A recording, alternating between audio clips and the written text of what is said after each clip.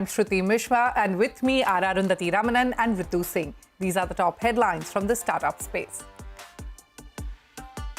Honasa Consumer, the parent company of Mamaearth, acquires the assets of skincare company Cosmogenesis Labs. With this buyout, Honasa seeks to strengthen its research and development and manufacturing capabilities. EV maker Zip Electric gets $15 million in its ongoing Series C round led by Japanese energy solutions major Ineos Corporation. Funds will be used to expand Zip's fleet from 21,000 to 200,000 electric scooters and extend its services to 15 cities across India by 2026. Zip saw revenues of 325 crore rupees in FY24 and achieved operational profitability. High Street Essentials, the parent company of women's fashion brands Indya and Faballey, raises 50 crore rupees in a mix of equity and debt. Round was led by Sangeeta Jindal, the chairperson of JSW Foundation. India has plans to expand its business presence across the country with 10 new wedding stores in this financial year. Google-backed edtech startup Adda 24/7 registers a revenue of 243.39 crore rupees in FY24, clocking a year-on-year growth of 88% from 129.65 crore rupees in the previous fiscal year. The company has also narrowed its net loss by 66% to 101 crore rupees, down from 296 crore rupees in FY23. Fintech players BharatPe and PhonePe have amicably settled their long-standing legal disputes pertaining to the use of the trademark with the suffix "pay".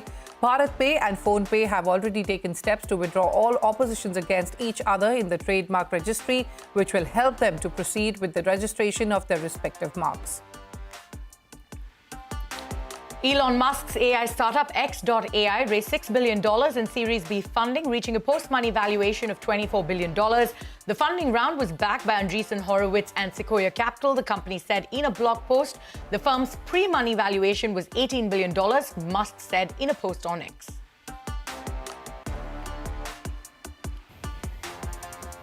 Okay, so those are the headlines that we're tracking for you today on Startup Street. Our top story today, BharatPe and PhonePe jointly announced over the weekend that they have settled their trademark dispute over the use of the term pay after 5 years of legal battles across multiple courts. Now remember, in 2019, PhonePe had first accused BharatPe of illegally using the suffix pay, claiming it had trademark rights over that name. Now both the parties have, however, now agreed to withdraw all objections and proceed to register their separate trademarks. They said in a joint statement, both of the companies will also now undertake other necessary steps to comply with the obligations under the settlement agreement in respect of all of the cases that are still pending before the Delhi and the Bombay High Courts. And staying with fintechs, Paytm General Insurance Limited, an associate entity of 197 Communications, has withdrawn its general insurance license application with the insurance regulator IRDAI as it shifts focus to a distribution model. This will also enable OCL to conserve 950 crore rupees of cash, which was earmarked for investment in PGIL. In a notice to exchanges, Paytm also said it is strengthening partnerships with Digit, ACO, ICICI Lombard, New India, Bajaj Alliance, Tata AIG, Aditya Birla Health and Universal Sompo to grow the insurance distribution segment. Well, Shruti is here with a special interaction. So, Shruti, why don't you tell us what's latest in fashion? Absolutely, Arundhati, and thank you for that. High Street Essentials, the parent company of women's fashion brands Indya and Faballey, have raised 50 crore rupees in equity and debt infusion. The funding round was led by Mrs. Sangeeta Jindal, the chairperson of JSW Foundation, with participation from other family offices. And to tell us how High Street Essentials has been making fashion affordable and inclusive, joining me now is its co-founder, Shivani Poddar. Shivani, welcome to Startup Street. Now, before we talk about the fundraise, let's discuss your brands, Indya and Faballey. Tell us how are they unique and how you're democratizing luxury fashion. You work with top designers. How does that model work? Yeah, thanks, Shruti. So what we're really doing is, bringing fashion from across the country by really premium designers and making it affordable to the masses. And when we say that, what that really means is something that you see at a designer's for, say, 1, 2, 3 lakhs and above. We're able to, do collaborations with those designers and make it available at a price starting at about 3,000-4,000, going up to about 15,000. So this is something that no one has done before. So this is a really unique business model for us, where we're able to really democratize fashion in a way, which is to say that something that very, very few people could afford in this country. Today, millions can afford. So that's what makes both our brands really unique. And that's what's given us a lot of customer love over the last few years. So how have you worked this partnership out? And if you could also give us a sense of some of the names of the top designers that you work with. Absolutely. So, Shruti, we work with people like Ashish Soni, Varun Bhair, Payal Singhal, Rohit Rahul, essentially the top designers of this country. And how we work is that we do a collaborative collection with them where they help us design the product, make the initial collection based on their own design aesthetic. And then we market it, we sell the collection under a collaborative name, under a joint name. So it's truly it's truly kind of a partnership in a way where they're giving their designs to us, and then we are, manufacturing it, we are selling it, and we're responsible for the entire distribution. So that's how we're combining, joining hands with all of these designers. Okay, Shivani, India has surely disrupted the market with its affordable designer wear. But how affordable are you? Give us a price range, and also if you could take us through the current business growth numbers, the kind of sales that you're seeing, and what is the revenue mix between the two brands? Yeah, so we are essentially, today from a growth perspective, Shruti, we've, grown by almost 35% year on year with our India brand. And for the coming year, we're planning to grow by about 50%. So we have seen a lot of growth, and this is across two key channels. One is our international business is really big for us. So US, UK, Canada, some very large NRI pockets. We service them direct to consumer through our website. So that is huge for us. And the other big segment is that we're opening a lot of large stores. So you will be seeing a lot of big 3,000 to 5,000 square feet India stores across the country. So that's how we'll be looking at growing. In terms of the brand mix, about 75 to 80% of the business is from India at this point, Shruti. So we've seen phenomenal growth on the India side. So we will continue to see that mix moving forward as well. And the price range, if you could give us a sense of that. So on the prices, so for India, we're quite affordable. So we start with what we call occasion wear at about 1,500 to 2,000 rupees. So this is a product that, if you want to wear for Diwali, Puja, Durga Puja, anything at home, this is the product that you will buy from us. And then we start moving towards wedding and bridal, which starts at about 5,000, going up to about 25,000. Okay. So everything, Shruti, is, for the product that it is, everything is affordable. So starting, like I said, about 2,000, going up to about 20. All right. Let's talk about the fundraise now. It is a mix of equity and debt. Can you give us the breakup? And with this new round, what is the current valuation of the company? So Shruti, while I can't reveal the valuation, we typically trade between, almost 3.5, 4 times multiple, on the sales. So that's where we're at. And, on the equity side also, it's about 75 to 80% of the raise is in the form of equity and the balance is debt. Okay. Shivani, with the fresh funds raised, I believe you plan to undertake strategic business expansion of India's premium occasion wear range. Take us through the plans. What markets are you eyeing? Yes. So 2 markets, as I was saying, Shruti, both domestic and international. On the international side, US is a very big market for us. So we will continue to build presence there, both in the form of course, online through our website, but also we're planning to look at, a few selected stores in the US and Canada. We already have a few stores in Malaysia, which is doing quite well. So we will look at expanding there. On the domestic market, again, we are initially looking at the metro. So NCR is a big area for us. NCR, Bangalore, Hyderabad, Chennai, for some of our larger wedding stores initially. And then, of course, we'll start moving into the tier 1 cities as well.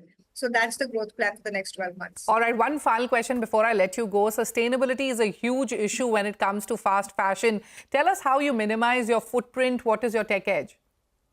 Yeah, so for us, again, Shruti, given, what we also do with a lot of our customers in our stores is that they're allowed to, we tell them that if there's something that you want to redo, so, how Indian fashion has worked with that over the years, say over 20, 30 years, all of us tend to have a lot of sarees, suits, which, we've worn 3-4 times and then we've not worn it again. So we started giving that option where we're telling our customers, you can come back to the store and then, we can redo the product for you. We can make some changes. We can change the way it's worn so that you can wear it again. So for us also, while of course we're building a large scaled up business, having said that, personally also definitely feel that this is something that we need to do, where we need to minimize the constant churn that we're, doing in this industry. So these are some of the small things that we're doing, at this point. Okay. All right, Shivani, with that, we'll have to wrap up our conversation. But with you, wish you the very, very best for all your growth and expansion plans. Many thanks. Thanks for having me, Shruti. All right, Anuradhi, over to you now. I believe you have a special guest from the healthcare sector. I believe it's Red.Health. Tell us how it's saving lives. Absolutely. Thanks for that, Shruti. So now Red.Health, a medical emergency response startup, has raised $20 million in a Series B round. The round, which was a mix of equity and debt, was led by Jungle Ventures. The Series B round also saw participation from Ulterior Capital and existing backers, Health Quad and HealthX. Joining me now to discuss this further is Prabdeep Singh, the founder and CEO of Red.Health. Prabdeep, thank you so much for taking time out and being on Startup Street with us. You know, the company was founded in 2016 and you solve for the medical emergency segment, which has been quite disorganized in India, right? So take us through what made you embark on this journey and what's the kind of impact you've created so far? Thank you so much for that question. I think it's super relevant because, like a lot of Indians, I was constantly grappling with the guilt of being away from my parents and getting that one emergency call that completely changed my life. So for me, it was a personal endeavor to come back to India and solve for that one call that Indians often struggle with, that's an emergency call from your parents. And I realized that it's also a fantastic business to build with an opportunity to scale it beyond India. We are currently across 20 cities, delivering ambulances in under 20 minutes. But honestly, it was that one phone call that came from my parents that made me embark on this mission. So it's a great mission that you have embarked upon, but you know, you've raised these funds, right? So take us, one of the things that you wanted to do is launch new products. So, you know, like a subscription-based model, can you take us through these plans? Can you elaborate a little bit on this? Absolutely. A lot of Indians that we've serviced over the years have reached out to us and told us that they want to be on a subscription plan with us. Think of these as NRIs worried about their parents back home, or Indians living in different cities, but parents in their hometowns. What they're worried about is, in case of an emergency, they don't want to go through the entire transaction layer. They need our help in selecting a hospital. Reaching out to us becomes super easy because we actually create a dedicated phone number for the family. Imagine that number is answered as Mr. Rajiv, how can we help you? We know who your insurer is, the hospital choices, and we bring it all together with our feet on street presence in 20 cities. And whether it is a decision required, whether it is a teleconsult, a quick rescue, all of that comes bundled under a subscription. Now, this subscription can be part of a straight one-on-one relationship between the customer and us, or it can also be bundled with the credit card support or various other channels that exist. So far, we have been a B2B setup where we work with hospitals making their systems better, but we are now embarking on also a B2B2C and a B2C journey. So embarking on sort of a personalized journey over there to make it easier for everybody. But let's take a look at your numbers then, right? Take us through what your revenues are currently and what about targets and what's profitability looking like, especially with all of these new launches? We actually grew significantly. We grew 70% last year, and our scale is currently over 100 crores of revenue that we are going to be reporting to the MCA. This year, we should be doubling in size. The unit economics look really positive, and we are also turning profitable at an EBITDA level mid of this year. So, you know, turns out that saving lives is also profitable. More importantly, as the scale is coming, we're also getting the operating leverages. Our vehicles are utilized more, and, you know, we are getting deeper and deeper into every city. We have a plan to go to 30 cities this year, go to 250 hospital partners, and also with the D2C layer on top, the profitability will emerge from there. But, you know, it's a scaled up business, but from here on, it's about how do we go to even more cities, even more hospitals, and continue to utilize our ambulances better and better. We are the largest fleet owners of ambulances in the country, so utilization becomes an important metric for us. Absolutely. So saving lives is profitable, and you hope to see that mid of this year, at least EBITDA profitability. But can you tell us what your, you know, fleet size is like? You now have air ambulances in addition to road ambulances. So how's your tech disrupting the sector? Can you take us through your offerings, fleet size, and give us a sense of your network? Yeah, absolutely. We, you know, think of emergency as, from a tech point of view, is a really complex business because there are so many different hospitals that have their own algorithms they work with. For example, one hospital may say, pick up a patient free of cost. Another may say, please charge them. We have to provide coverage within a 15-minute setup. So, but the hospital is placed on one end of the city. So how do you cover the entire city? So what we've built is a dispatching platform that is actually best in the world. And we are actively talking to partners if this can be scaled globally, the software side. But the core ability for us to identify who the caller is, ability for us to match the nearest ambulance, pediatric ambulance, a neonatal ambulance, an adult ambulance, all of it goes in that decision-making set, and then also transporting the patient quickly to the hospital in the most reliable manner. It's a very complicated tech that we've spent a lot of time and money building, and also core insights that have come from it have led us to the scale that we are at. So looking to see if your tech can also be used globally. But if you could tell us in 30 seconds, you're currently present in 20 cities. You're looking to expand into 40 cities. So what are the cities you're eyeing, and how soon will we see you grow this into 40 cities? This year, we'll be in 30 cities. We are in 20, and hopefully over the next 18 to 24 months, we are in 40 cities. The next launch that we're going to do is Chandigarh, Mohali. We're going to be in Jammu. We are going to be in Patna, Ranchi. These are some of the cities we are launching, but we believe that in India, tier 2 is the next healthcare destination, and we are going to chase India's healthcare story down to tier 2 and tier 3 because a lot of people need ambulances. And there are some large cities in India that don't even have advanced life support ambulance. They don't have neonatal ambulances. And we are becoming the first ambulance that's truly a lifesaver in these cities. Absolutely. So truly a lifesaver, and you're looking at tier 2, and that's where the next leg of growth will come from. But, speaking about your numbers, there were reports in January which said that that Red.Health was unable to clear full salaries, and you were struggling to scale at that point. So is everything in order now? Are salaries being credited on time?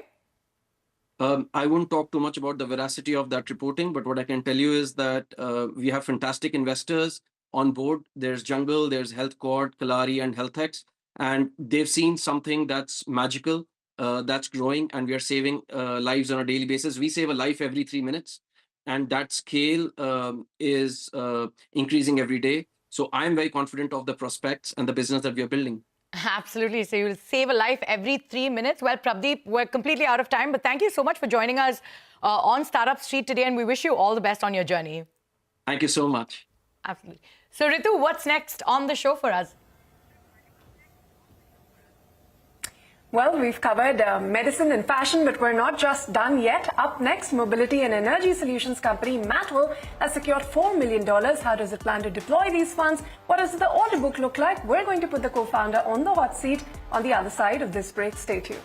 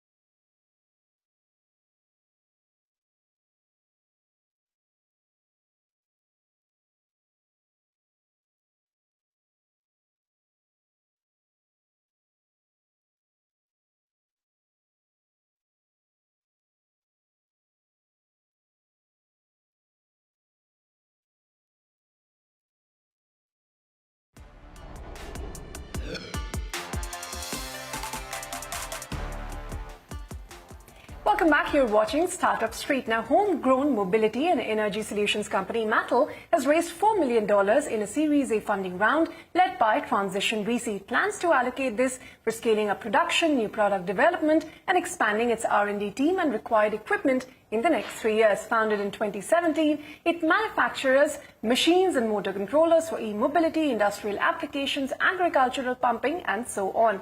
Joining me now to discuss more about this company and this latest round of funding is Sunil Patel, the co-founder of Matel. Sunil, welcome to Startup Street and thanks for your time here. I believe this is the first time that you're raising institutional funding. Before we get to that, give our viewers a very brief sense of why you built Matel and, what is it solving for? Yeah, thanks, Ritu Singh, for having me here. Basically, we started the Matel journey in 2017 with the aim of energy saving.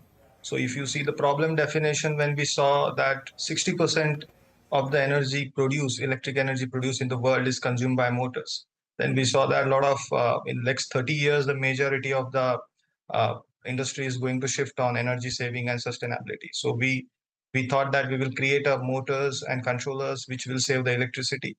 And that's what is our starting point of our journey. And in 2017, we created our motors and controllers, which will save up to 30% of the electricity bill, mainly for industrial and also the energy required for automotive side. And with that, we made our first power production started for agriculture application in 2018. And till date, we have made almost 100,000 motors and installed in different sectors. And in the last 2 years, we were developing our electric vehicle powertrains, and which are now already ready for productionizing. Yeah. So, now that you've expanded from agriculture to electric vehicles and so on, and you've got this $4 million funding, how are you going to deploy the money? Give us details in your plans to expand the team as well as the products.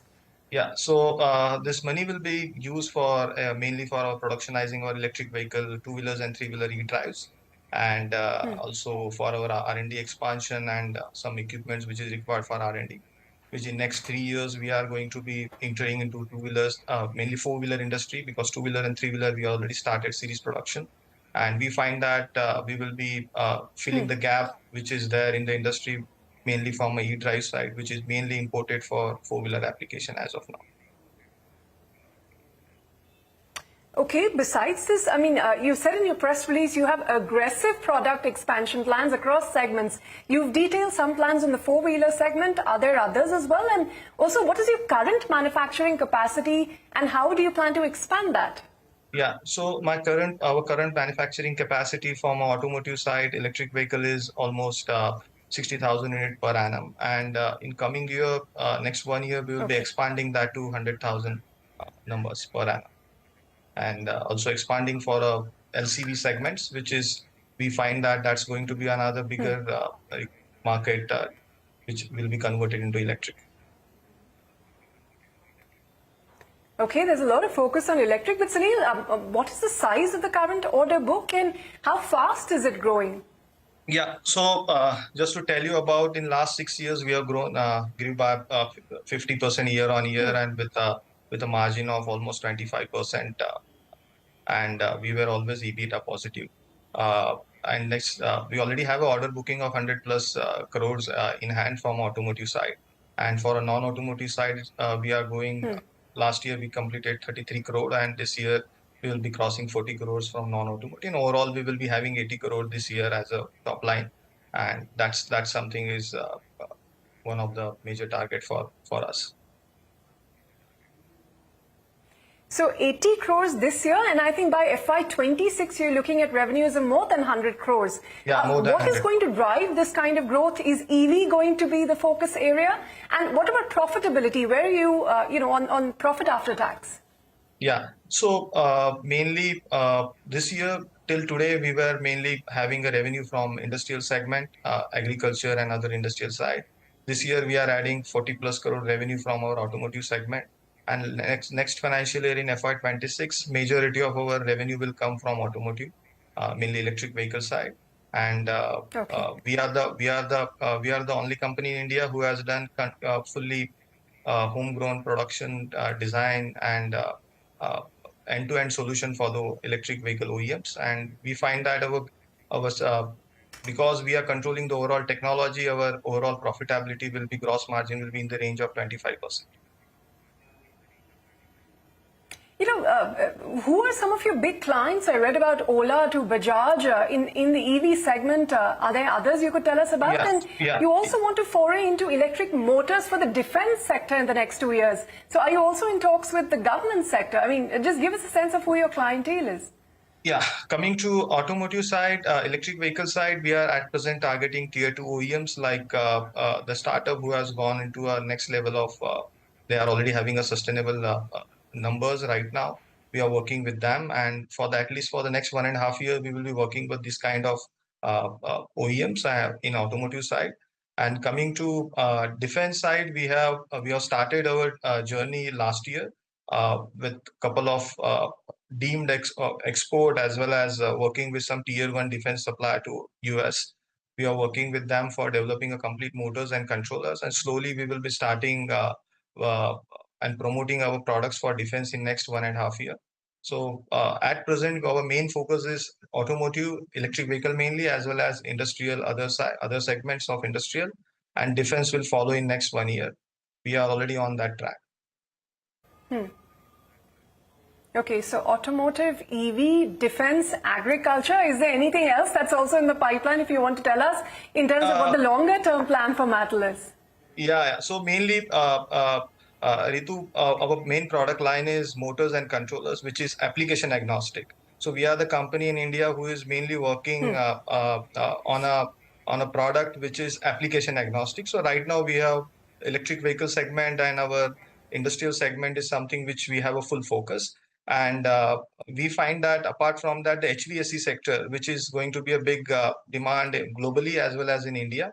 And there also we are coming up with our unique product offering, which will save almost 30% of the energy, and that's something will be one of the I would say the more demand will come for that kind of product from industry. And since whole technology is controlled by us, our pricing, our costing, everything is manageable, and we are competing with a lot of even the Chinese player.